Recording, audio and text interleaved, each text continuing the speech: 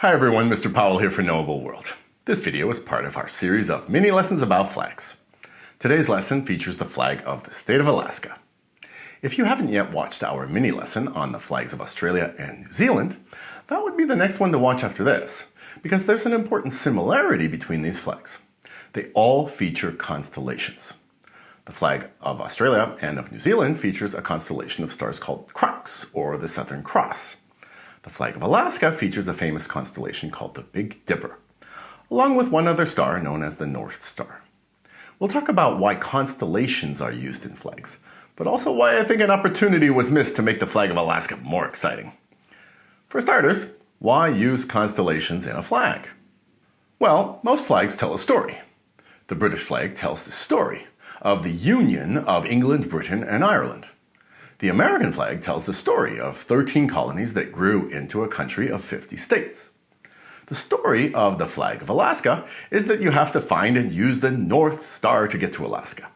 There used to be an expression, "Go west, young man," to celebrate the growth of America across to the Pacific Ocean, and to encourage people to take advantage of the vast new land in America from Mississippi to California. You could say that the flag of Alaska says, "Go north, everybody." Before smartphones and navigation software, it used to be that if you wanted to go in any direction, you had to figure it out yourself.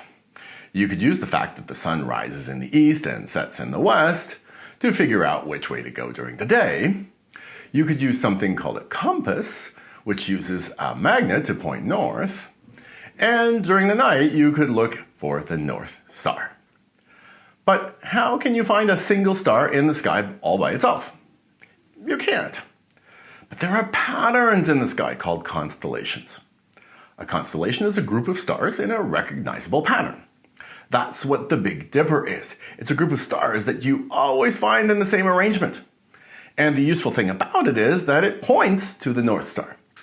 So if you want to navigate at night, you can always use this group of stars. And you can use it to get to Alaska, especially if you are in the Pacific Ocean and you want to sail there. But do you know who the first person was to do that?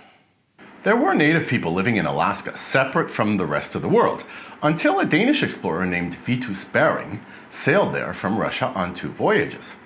First along the coast of Russia to the narrow body of water called a strait that separates Russia and Alaska, which appropriately enough today is called the Bering Strait, and then to the much further shores of Alaska. And for about 100 years, Alaska belonged to Russia, until it was purchased by the United States in 1867, the same year Canada became a country. So here's a challenge for you. How could you show Alaska's story in a flag? The current design seems a little sparse. Let's make it exciting. How about a design like the old Canadian flag?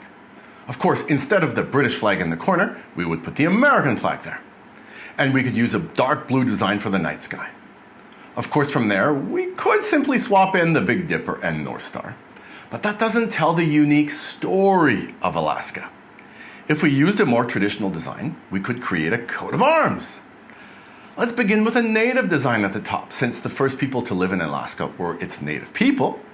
To create a new flag, the state of Alaska could have a contest among native tribes to create a new design, such as a Kodiak bear to represent the state.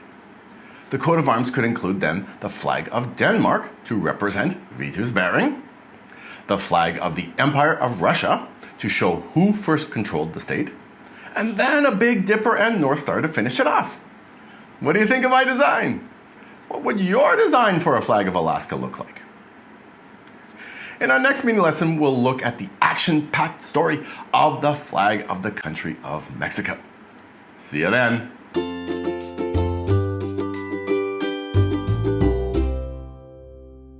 Hi again, team. I hope you enjoyed this mini lesson on YouTube Kids.